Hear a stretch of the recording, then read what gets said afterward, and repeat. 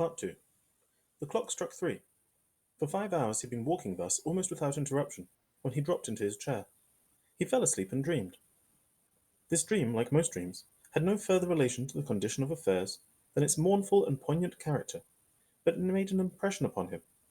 This nightmare struck him so forcibly that he afterward wrote it down. It is one of the papers in his own handwriting, which he has left behind him. We think it our duty to copy it here literally. Whatever this dream may be, the story of that night would be incomplete if we should omit it. It is the gloomy adventure of a sick soul. It is as follows.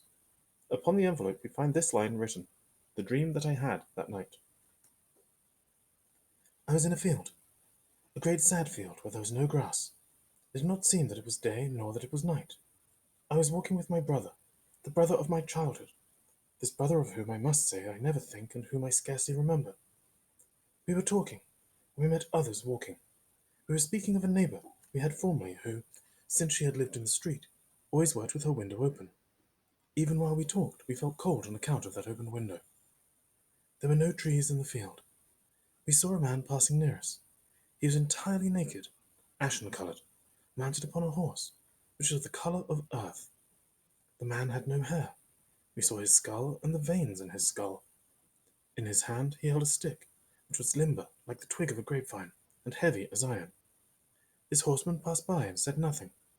My brother said to me, "Let us take the deserted road." There was a deserted road, where we saw not a bush nor even a sprig of moss. All was the colour of earth, even the sky. A few steps further, and no one answered me when I spoke. I perceived that my brother was no longer with me. I entered a village which I saw. I thought that it must be Romanville. Why Romanville?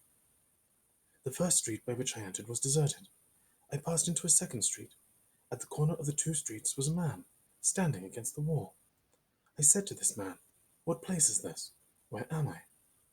The man made no answer. I saw the door of a house open. I went in. The first room was deserted. I entered the second. Behind the door of this room was a man standing against the wall. I asked this man, "Whose house is this? Where am I?" The man made no answer. The house had a garden. I went out of the house and into the garden. The garden was deserted. Behind the first tree I found a man standing. I said to this man, "What is this garden? Where am I?" The man made no answer.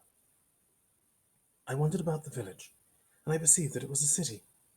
All the streets were deserted. All the doors were open.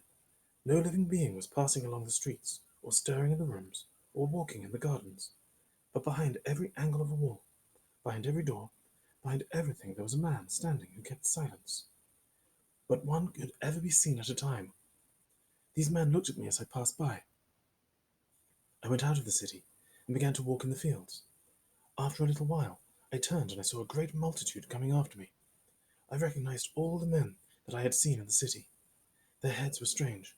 They did not seem to hasten, and still they walked faster than I. They made no sound in walking. In an instant, this multitude came up and surrounded me. The faces of these men were the colour of earth. Then, the first one, whom I had seen and questioned on entering the city, said to me, "Where are you going? Do you not know that you have been dead for a long time?" I opened my mouth to answer, and I perceived that no one was near me. He awoke. He was chilly. A wind as cold as the morning wind made the sashes of the still open window swing on their hinges. The fire had gone out. The candle was low in the socket. The night was yet dark. He arose and went to the window. There were still no stars in the sky. From his window he could look into the courtyard and into the street. A harsh rattling noise that suddenly resounded from the ground made him look down.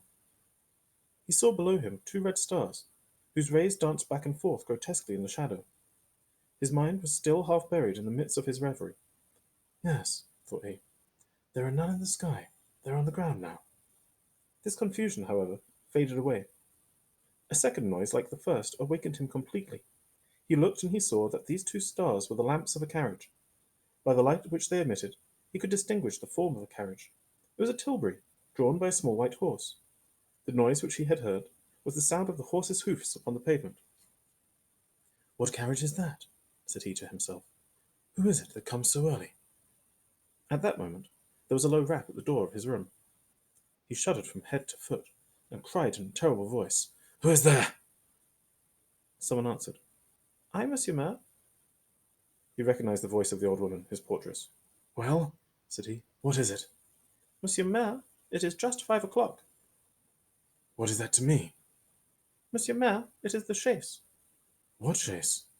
The tilbury. What tilbury? Did not Monsieur the Mayor order a tilbury?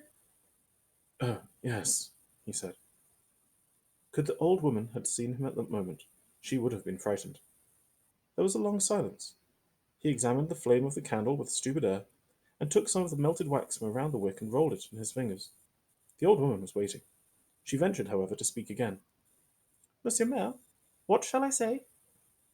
Say that it is right, and I am coming down.